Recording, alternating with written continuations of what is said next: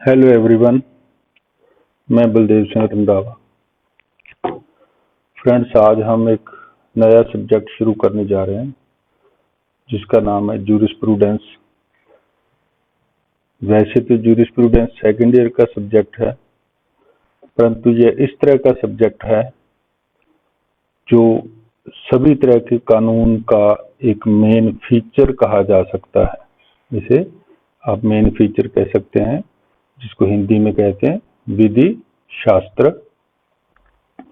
एक बात मैं और आप सबसे कहना चाहूँगा, हम में से बहुत सारे ऐसे स्टूडेंट्स होते हैं जो केवल ये सोचते हैं कि हमें 4-5 क्वेश्चंस करने हैं और अपनी डिग्री लेनी है और पार निकलना है। लेकिन आप में से बहुत सारे ऐसे हैं जो चाहते हैं कि वास्तव में हम डिग्री के साथ हमें नॉलेज भी मिले, ताकि हम आने वाले जीवन में, आने वाले आपकी लाइफ में उसका बेहतर इस्तेमाल कर सकें और अच्छा ज्ञान प्राप्त कर सकें। तो मैं आप सबसे ये कहूँगा कि आपको शुरुआत से ही सिलेबस लेना चाहिए और सिलेबस को, उसके हर हिस्से को हमें एक शब्दों में आप इस तरह से उसको तोड़ लें, जैसे मैं दिखाता हूँ आपको। आप उसको इस तरह से शब्दों में तोड़ लें कि एक एक वर्ड जो है आपका वो आपको पूरी तरह से वो समझ आए, और फिर आप उसको यहाँ से देखें, ये ऑब्जेक्ट्स ऑफ द कोर्स है।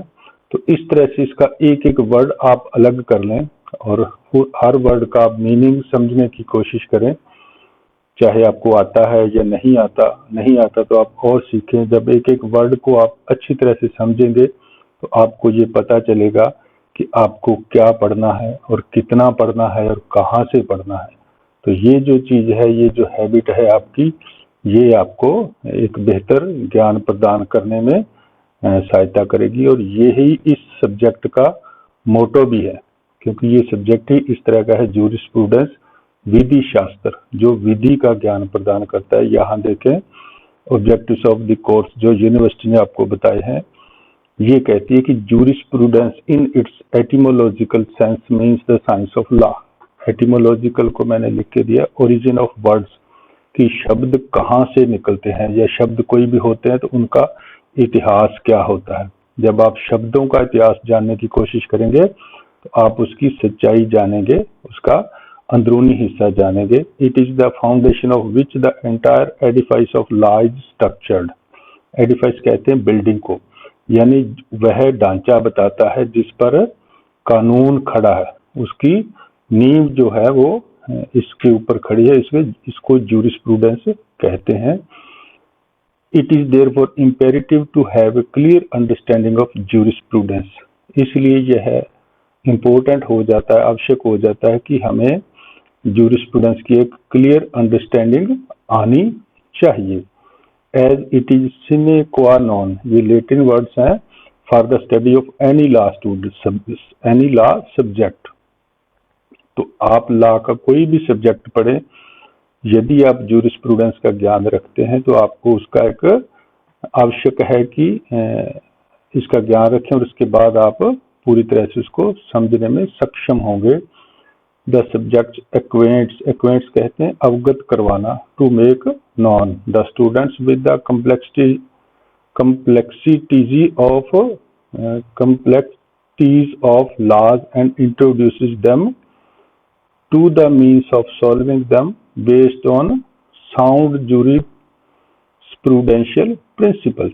यानी यदि आप सब कुछ ये जानेंगे तो ये आपको इतना ज्ञान प्रदान करेगा कि आप जो विधि शास्त्रीय प्रिंसिपल्स हैं उनको समझ पाएंगे, जिन आधारों पर हमारे सभी कानून बने हैं और वो काम करते हैं, उससे कि आपको समझ आएगी।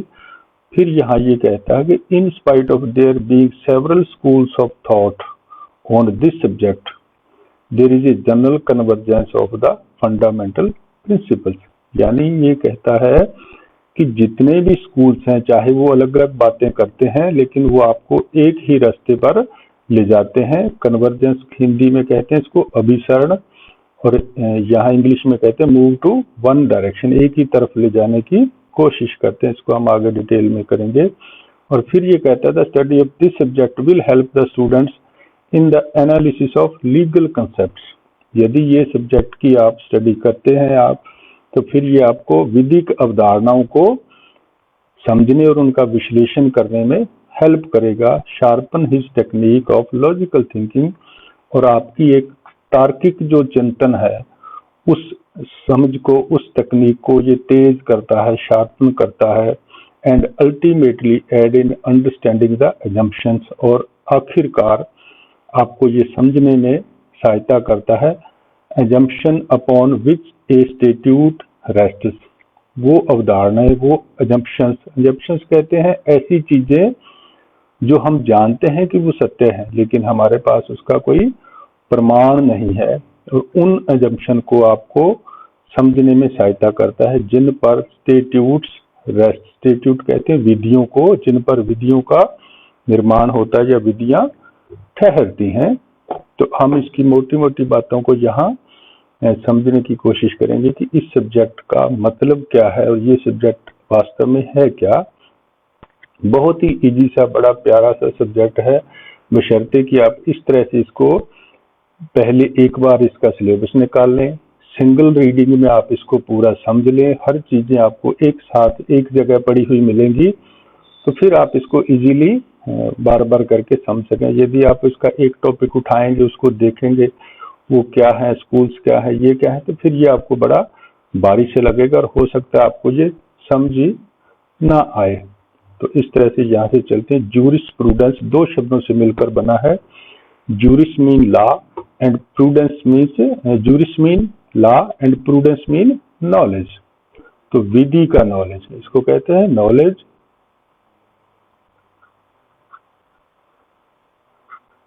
और ये है ज्यूरिस, ज्यूर शब्द है, ये ज्यूर से निकला है। यहाँ देखें, जस ज्यूर ज्यूरिस, यानी ये विधि के शब्द है। इसका मतलब लॉ, विधि रिलेटेड टू लॉ, विधि शास्त्र या न्याय शास्त्र, विधि का सिद्धांत, अध्ययन व दर्शन है। दर्शन को कहते हैं फिलॉसफी।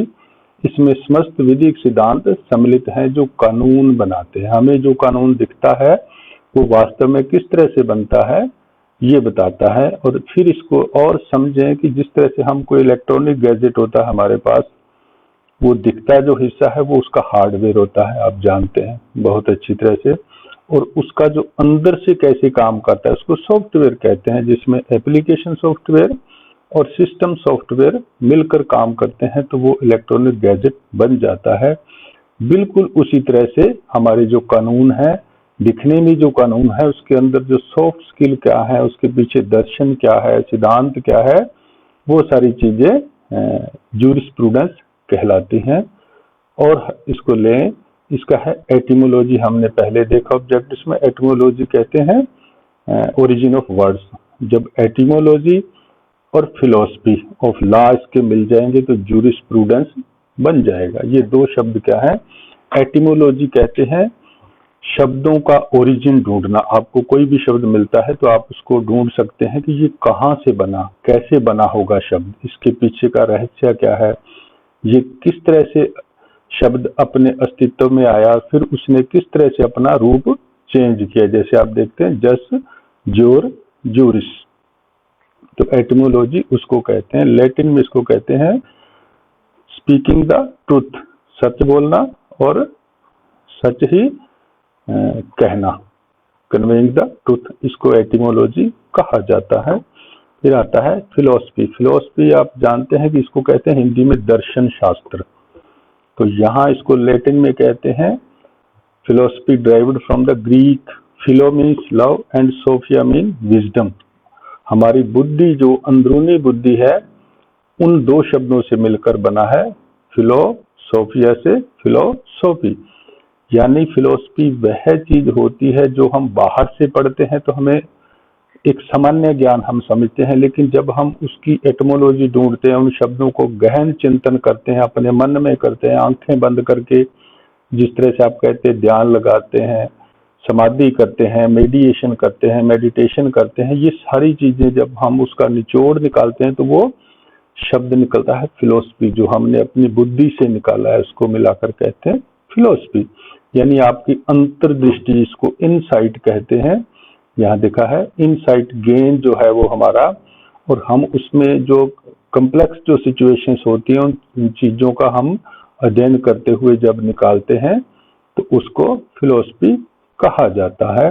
और वही फिलॉसफी और एटिमोलॉजी दोनों मिलकर जूरिस्प्रूडेंस का निर्माण करते हैं। असल में जूरिस्प्रूडेंस, फिर समझे कि जूरिस्प्रूडेंस ऐसी चीज है जो बताती है कि कोई कानून क्यों है, कानून की जरूरत क्यों है, किसके लिए बना, कानून कैसे बना, उसका इस्तेमाल क्यों हो रहा है, क्यों कानून बनाने की जरूरत है सोसाइटी के लिए। ये सारी चीजें जूरिस्प्रूडेंस कहलाती हैं और ये मानव के अस्तित्व में, ह्यूमन एग्जिस्टेंस में काम करती हैं। तो इसलिए ये सारे जो सिद्धांत हैं, हम कहते हैं, आप अक्सर सुनते हो कि फला कानून को सुप्रीम कोर्ट ने रद्द कर दिया या फला कोर्ट को रोक दिया। वो क्यों रोका जाता है? क्योंकि उसमें जूरिस्प्रूडेंस के सिद्धांतों की कमी होती है, उसका टेस्ट होता है। और जब ये सारी चीजें मिलकर बनती हैं तो उसको कहते हैं जूरिस्प्रूडेंशियल रूप से वो कानून सही है और वही जो सोसाइटी के लिए जरूरत है, वही चीजें हमारे यहाँ काम आती हैं और वही जूरिस्प्रूडेंस कहलाता